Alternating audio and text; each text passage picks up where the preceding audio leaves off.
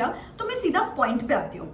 20 days बचे हैं। बहुत सारे बच्चे जो अभी शुरू कर रहे हैं, I don't know the reasons, जो भी आपके रीजंस हो सकते हैं, कॉलेज था, हेल्थ इशू था, जो भी था, 20 डेज बचे हैं और अगर अभी आपको क्लियर करना है तो you have to be smart with your preparations. Ma'am smart कैसे रहे, हमको समझ में नहीं आता, हम डेली बुक्स लेके बैठते हैं, समझ में नहीं आता कि कौन से सब्जेक्ट से शुरू करें, कौन से इंपॉर्टेंट चैप्टर्स है ICI सेक्शन वाइज वेटेजेस के हिसाब से, फिर कौन से दिन कौन सा चैप्टर करें, कौन से चैप्टर को कितना टाइम देना चाहिए, या फिर अप्रोच क्या होना चाहिए, लॉ से डर लगता है, मैथ से डर लगता है, इनका अप्रोच क्या होना चाहिए रिस्पेक्टिव सब्जेक्ट्स का, प्रेजेंटेशन टिप्स क्या होते हैं जिससे स्मार्टली हम अभी भी एग्जामिनेशंस क्लियर कर सकते हैं। बहुत सारा कंफ्यूजन है आपके दिमाग में। सिर्फ 20 डेज में स्ट्रेटेजिकली स्मार्ट प्लानिंग करके अभी भी कैसे एग्जामिनेशंस क्लियर कर सकते हैं, इसका कुछ मैम मैजिक बता दो। So guys, in this video I am going to tell you a detailed strategy, पूरा डिटेल में कि रूटीन क्या होना चाहिए, इंपॉर्टेंट चैप्टर्स क्या है, कौन से सब्जेक्ट पिक करने चाहिए, कौन से दिन कौन सा चैप्टर करना चाहिए, किस तरीके से आप नेक्स्ट 8 डेज में ऑलमोस्ट 60 to 70% सिलेबस खत्म कर लोगे एंड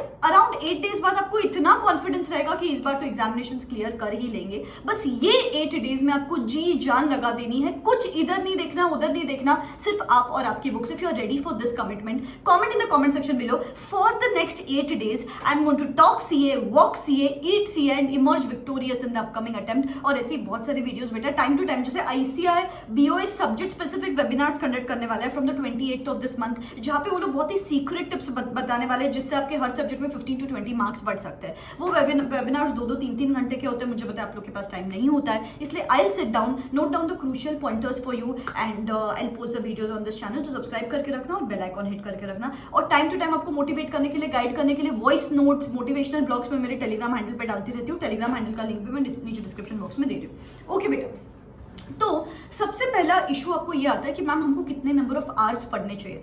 तो बेटा सबसे बड़ा मिथ है कि हम नंबर ऑफ आवर्स काउंट करो अभी। This is not the time to manage any time for that matter, this is the time to manage your focus.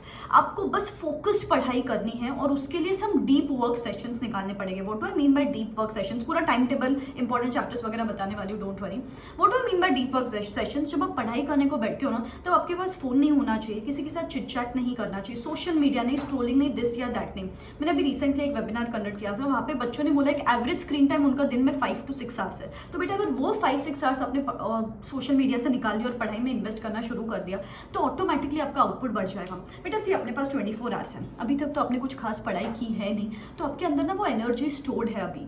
तो सिर्फ 8 दिन के लिए, अगर सिर्फ 8 दिन के लिए आप सब भूल जाओ, 6 आवर्स की स्लीप नेसेसरी है, आधा घंटा लंच, आधा घंटा डिनर, आधा घंटा ब्रेकफास्ट, आधा घंटा नहाना, एक्सरसाइज, जो भी है 8 घंटे नेसेसरी एक्टिविटीज के लिए दे दिए। लेकिन बचे हुए जो 15-16 आवर्स है, if you are ready to commit to me कि ये जो 15-16 आवर्स है फॉर द नेक्स्ट 8 डेज मैं सिर्फ पढ़ाई करूंगी। सी फॉर CA फाउंडेशन स्टूडेंट्स 8 घंटे की पढ़ाई करनी चाहिए टेक्निकली, लेकिन अगर आप अभी शुरू कर रहे हो तो इतने नंबर ऑफ आवर्स तो पुट इन करने पड़ेंगे बेटा। तो इनफैक्ट नंबर ऑफ आवर्स भी काउंट मत करो यार, आपको ना 15 मिनट में भी लंच हो सकता है, पढ़ाई के लिए टाइम यूटिलाइज करो। 15 मिनट में भी डिनर हो सकता है, रिविजन के लिए टाइम यूटिलाइज करो, पेपर्स के लिए टाइम यूटिलाइज करो, दैट इज इंपॉर्टेंट राइट। तो नंबर ऑफ आवर्स काउंट करना ही बंद कर दो। 4-5 घंटे सोएंगे ना तो भी चलेगा, लेकिन जी जान लगा देना है ये 8 डेज में। तो मेरी गारंटी आप 100% पास करोगे और 70% सिलेबस खत्म कर पाओगे। तो this is regarding a routine. अभी इसमें भी क्या करो, 3 घंटे की पढ़ाई करो, आधे घंटे का ब्रेक लो। सुबह 6 to 9 की पढ़ाई की, 9 to 9:30 का ब्रेक ले लिया, फिर 9:30 to 12:30, 12:30 to 1 का ब्रेक। ऐसे तरीके से करोगे तो 15-16 आवर्स आप आसानी से निकाल पाओगे। सो ये रहेगा routine to be followed for the next 8 days at least for that matter. उसके बाद मैम कौन से सब्जेक्ट पिक करें? बेटा सी मुझे पता है आपको 2 सब्जेक्ट से सबसे ज़्यादा डर लगता है, वन इज मैथ्स और वन इज लॉ। ये दोनों subject he maximum causes of failure in CA foundation examinations is because of these 2 subjects, आप भी जानते हो। तो अपन अगर आपने वो बुक पढ़ी है ईट दैट फ्रॉग, तो वहाँ पे वो हमेशा यही बोलता है ऑथर कि eliminate the difficult area first. आपको ये दोनों सब्जेक्ट्स डिफिकल्ट लगता है ना, तो बेटा इन दोनों सब्जेक्ट से ही शुरू करना पड़ेगा for the next 8 days. Because अगर मैंने इसको और 5 दिन में डिले कर दिया तो आप इतना पैनिक करोगे, इतना स्ट्रेस्ड आउट हो जाओगे, तो आप ऑटोमेटिकली आप सोचोगे कि सितंबर में एग्जामिनेशंस दे देंगे। तो उससे बेटर है बिफोर दैट पैनिक कम्स आपको आपका फियर वाला एरिया, आपको आपका जो डिफिकल्ट एरिया है उसको पिक कर लेना है। अभी इसमें भी अपन क्या करेंगे, अपने पूरे दिन भर में 7 to 8 आवर्स अपन देने वाले हैं लॉ को और 7 to 8 आवर्स मैथ्स को। जो डिफिकल्ट एरियाज है इनको अभी अपन टाइम देने वाले, डिफिकल्ट सब्जेक्ट्स को अपन टाइम देने वाले। मैम इसमें सब सब्जेक्ट्स करने क्या, सब चैप्टर्स करने क्या? नो बेटा, मैं आपके साथ एक सिलेक्टेड चैप्टर शेयर करूंगी। सिर्फ ये चैप्टर्स करके भी आप 100% 70 to 80 मार्क्स का पेपर तो लिख ही पाएंगे और वो 70-80 मार्क्स में से आपको 50 मार्क मिल सकते हैं। इट्स जस्ट दैट आप जो भी करते हो उसको रेगुलर रिवाइज करते रहना। सी बेटा, अगर आपने वो ब्रूसली का कोट पढ़ा है, I don't fear the man who has mastered 10,000 kicks.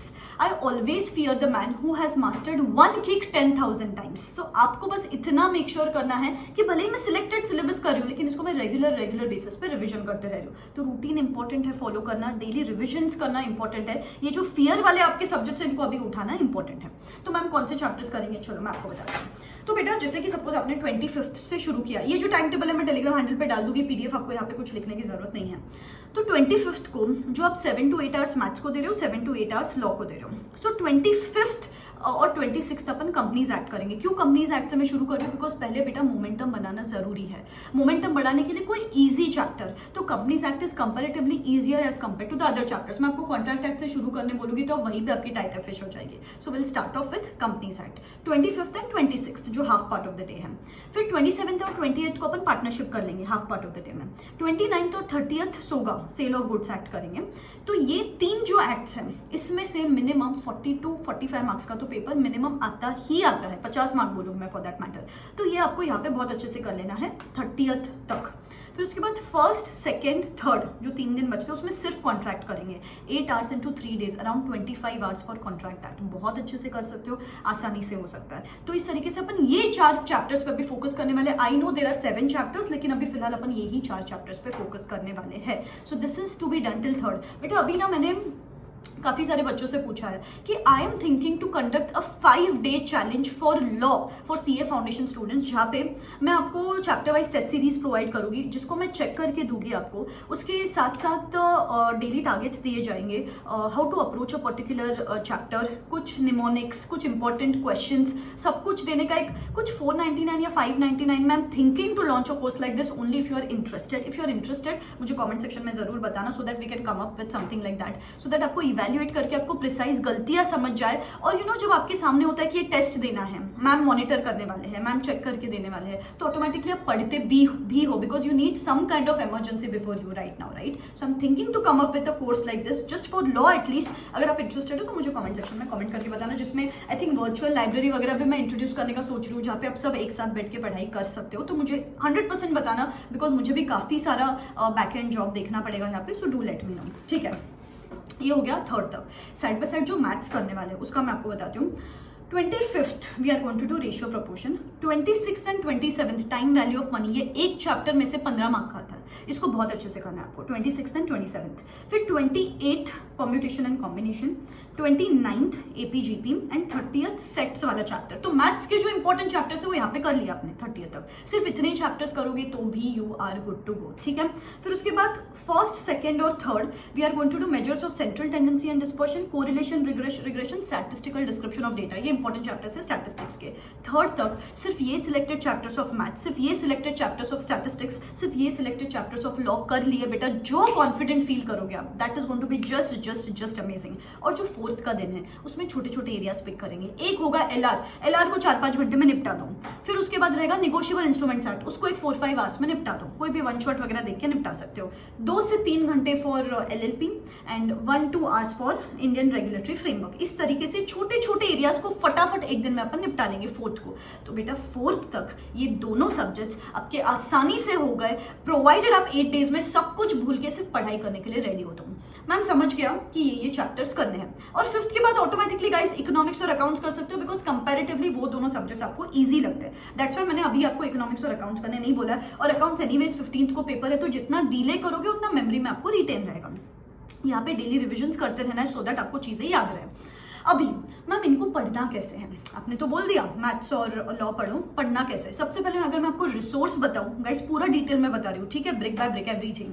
अगर मैं आपको रिसोर्स बताऊं तो ICAI study mat, ICAI RTP, ICAI MTP, ICAI past attempt papers, सिर्फ इतना करोगे। काफी बार एज इट इज क्वेश्चंस पूछे जाते हैं, मैम इस स्टेज पे आके स्टडी मटेरियल उठाया गया, बेटा उसमें प्रिसाइज सिलेक्टेड क्वेश्चंस होते हैं, सिर्फ उतने करो, लेकिन करो ना, उतने क्वेश्चंस तो प्रैक्टिस करने पड़ेंगे आपको। बेटा रिटन प्रैक्टिस करना है चीजों की, भले ही आप हर चैप्टर में से 20% क्वेश्चंस की प्रैक्टिस करो, लेकिन उससे क्या होगा, फॉर्मेट की प्रैक्टिस हो जाएगी आपकी। काफी बार छोटी छोटी चीजें जैसे कि नरेशन नहीं लिखा है, डेबिट क्रेडिट नहीं लिखा है, पर्टिकुलर्स नहीं लिखा है, अमाउंट नहीं लिखा है, इस वजह से फिर अपने मार्क्स कट हो जाते हैं। शेड्यूल 3 फॉर्मेट के हिसाब से ड्रॉ नहीं किया है कुछ बैलेंस शीट वगैरह, इस वजह से मार्क्स कट हो जाते हैं, सिली मिस्टेक्स हो जाते हैं काफी बार। So it is very important कि आपके प्रेजेंटेशन पॉइंट ऑफ व्यू से आप अकाउंट्स की भी प्रैक्टिस करना बाद में। और अभी रही बात मैथ्स की, आपको MCQs की प्रैक्टिस करनी है, बिकॉज MCQ में आपका स्पीड भी इंपॉर्टेंट है और एक्यूरेसी भी इंपॉर्टेंट है। तो इसके लिए जितने ज्यादा MCQs अभी प्रैक्टिस करोगे उतना ज्यादा अच्छा है। एंड रही बात लॉ की, बेटा यहाँ पे सबसे बड़ी प्रॉब्लम ये है कि आपको ना प्रेजेंटेशन नहीं आ रहा है, कि लैंग्वेज बराबर नहीं आ रही है, तो कीवर्ड्स, टेक्निकल वर्ड्स आपको ध्यान रखने ही रखने हैं। सेक्शन नंबर्स लिखना मैंडेटरी नहीं है, लिखते हो तो एक्स्ट्रा मार्क्स मिलते हैं, लेकिन नहीं लिखते हो तो मार्क्स डिडक्ट नहीं होते हैं। जो भी कीवर्ड्स और टेक्निकल वर्ड्स यूज करते हो उसको हाईलाइट और अंडरलाइन करो। जो नॉलेज बेस्ड क्वेश्चन होते हैं, जैसे कि अगर उन्होंने पूछा डॉक्ट्रिन ऑफ अल्ट्रावायर्स, ऐसे कुछ तो पूछा, तो फिर आप सिर्फ बुलेट पॉइंट्स लिखोगे तो भी चलेगा। लेकिन डॉक्ट्रिन ऑफ अल्ट्रावायर्स के बेसिस पे अगर उन्होंने केस बेस्ड क्वेश्चन पूछा है तो आपको क्या लिखना है, पहले प्रोविजंस लिखना है, फिर फैक्ट्स लिखने, then comes the important point, you have to correlate the facts with the provisions, तब कहा जाके आपको मार्क्स मिलते हैं। And then conclusion. तो ये आपको प्रेजेंटेशन आ जाए, उसके लिए हर चैप्टर में से 2 से 3 क्वेश्चन तो रिटन प्रैक्टिस करना ही करना है। It is very important, otherwise case based question अपने को सॉल्व भी करते नहीं आते, ठीक है। तो इस तरीके से आपको अप्रोच रखना है रिगार्डिंग दीज सब्जेक्ट्स। रिसोर्सेस ये रखने हैं। मैम लेक्चर्स देखने चाहिए क्या नहीं देखने चाहिए? Guys listen to me very carefully. अभी जो मैंने लॉ करने बोला, लॉ खुद से उठा के बैठोगे तो बहुत ज्यादा टाइम चला जाएगा। तो कंपनीज एक्ट उठाया, कंपनीज एक्ट कोई भी एक मैराथन लेक्चर देख लिया, उसके साथ question bank, immediately question bank आपको करना है। Question bank is something which is very important.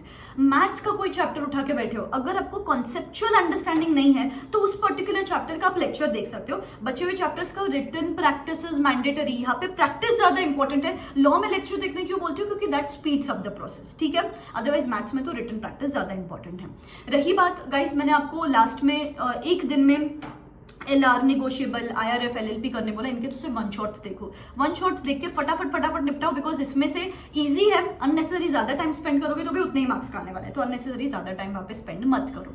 तो कहाँ पे 1 शॉट देखने, कहाँ पे मैराथन देखने, कहाँ पे कॉन्सेप्ट लेक्चर्स देखने, मैंने आपको ये भी बता दिया। तो बेटा डिटेल्ड में सब कुछ बता दिया मैंने आपको यहाँ पे, सिर्फ आपको इसको इम्प्लीमेंट करना है।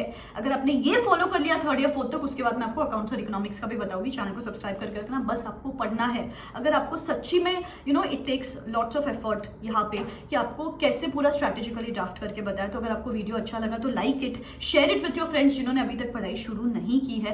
एंड आज से पढ़ाई करना शुरू करो। मुझे कमेंट सेक्शन में कमिटमेंट देना है कि इस बार I am going to clear and I am going to talk CA, walk CA, eat CA for the next 20 days, ठीक है। बस पढ़ते रहो यार। This is the time to make your parents feel proud, this is the time to make your dreams come true. अभी नहीं तो वो रिजल्ट के दिन जब आप देखोगे ना दूसरे लोग अपनी सक्सेस स्टोरीज पोस्ट कर रहे, तब जाके रिग्रेट होगा। तब जाके अगर आपने देखा कि मैम बोल रही थी 20 डेज में हो सकता है और किसी ने कर दिखाया, तो जो रिग्रेट होगा आपको, that is going to be absolute madness. तो प्लीज अभी पढ़ाई करना शुरू करो, ठीक है। और मैं रहूंगी आपके साथ नेक्स्ट 20 डेज के लिए, कॉन्स्टेंटली मैं आपके साथ रहने वाली हूँ। तो बिल्कुल भी आपको डरने की बात नहीं है, ठीक है। All the best, bye bye.